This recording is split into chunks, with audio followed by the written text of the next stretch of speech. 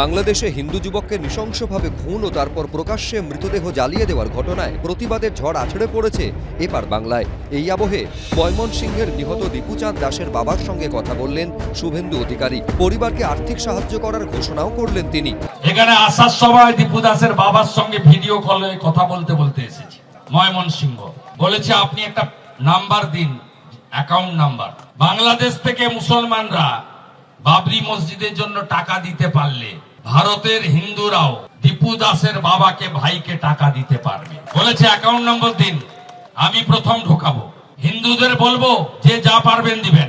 সস্তা ফুটেজ খাওয়ার জন্য এসব নাটক করছেন, রাজনীতি করছেন, যেন মনে হচ্ছে ওনার দেওয়া টাকা দিয়েই বোধহয় গোটা বাংলাদেশের সংখ্যালঘু সম্প্রদায়ের উন্নতি হয়ে যাবে। এদিনই উত্তরপ্রদেশ বিধানসভায় বক্তব্য রাখতে গিয়ে বাংলাদেশের হিন্দুদের ওপর নির্যাতনের ঘটনায় সুর চড়ান মুখ্যমন্ত্রী যোগী আদিত্যনাথ।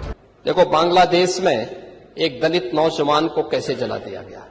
आप लोग गाजा पट्टी में होने वाले किसी भी उस पर आंसू बहाते हैं, लेकिन आपकी जबान से एक शब्द नहीं निकल रहा है, क्योंकि एक दलित नौजवान मारा गया बांग्लादेश में, क्योंकि आप उसको केवल वोट बैंक के रूप में इस्तेमाल करते हैं। क्योंकि उनमें से बहुत सारे लोगों के वोट आपने बनवाए हैं, उनके बहुत सारे लोगों के लिए आधार भी बनवाने का पाप किया है आप लोगों ने।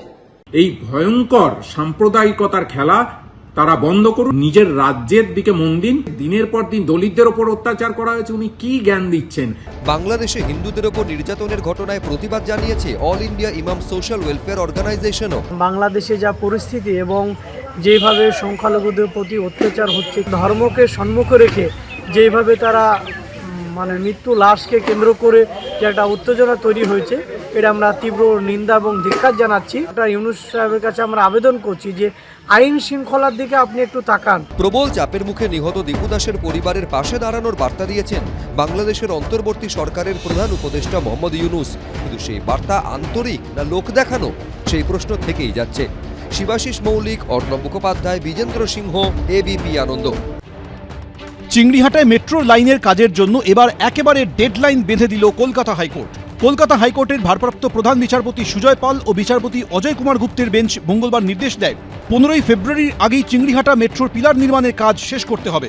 তার আগে 3 রাত ব্যাপী ট্রাফিক নিয়ন্ত্রণ করবে রাজ্য সরকার। কোন কোন তারিখ ট্রাফিক নিয়ন্ত্রণ করা হবে তা 6ই জানুয়ারির মধ্যে আরভিএনএল কর্তৃপক্ষকে জানিয়ে দেবে রাজ্য সরকার। রাস্তা বন্ধ করে কাজের অনুমতি না মেলায় চিংড়িহাটায় আটকে রয়েছে মেট্রো রুটের কাজ।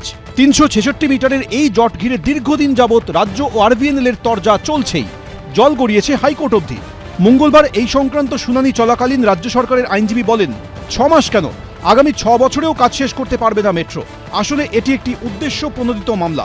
আরভিএনএল বা মেট্রো কর্তৃপক্ষই এই জনস্বার্থ মামলা করিয়েছে বলে আমরা সন্দিহান। পাশাপাশি রাজ্য সরকারের আইনজীবী বলেন, 3-4 সপ্তাহ পরে কাজ করলে কি অসুবিধা? এখন বড়দিন, বর্ষবরণ থেকে গঙ্গাসাগর মেলা আছে। পাল্টা আরভিএনএল এর আইনজীবী প্রশ্ন করেন, বাংলায় 12 মাসে 13 পার্বণ, কাজ কবে করবে মেট্রো? রাজ্য সরকারের উৎসবের কথা মনে আছে, কিন্তু পরীক্ষার কথা মনে নেই। এরপর ভারপ্রাপ্ত প্রধান বিচারপতি সুজয় পাল মন্তব্য করেন, ভারতবর্ষে সবসময়ই কোনো না কোনো উৎসব থাকবে, কিন্তু তার মধ্যেই কাজ শেষ করতে হবে। তিনি আরও বলেন, এই মামলা ব্যক্তি স্বার্থে করা নয়, কাজ দ্রুত শেষ হলে তাতে মানুষেরই সুবিধা হবে। প্রকল্প শেষ করতে যত দেরি ততই চাপ পড়বে সরকারি কোষাগারে এবং সাধারণ মানুষের ওপর। এর আগে আদালতের নির্দেশ মতো 17 তারিখ বৈঠক হলেও সেখানে জট কাটেনি। এবার হাইকোর্টের ডেডলাইনে কি কাজ হবে সেটাই দেখার। সৌভিক মজুমদার, এবিপি আনন্দ, কলকাতা। এবিপি আনন্দ, এগিয়ে থাকে, এগিয়ে রাখে।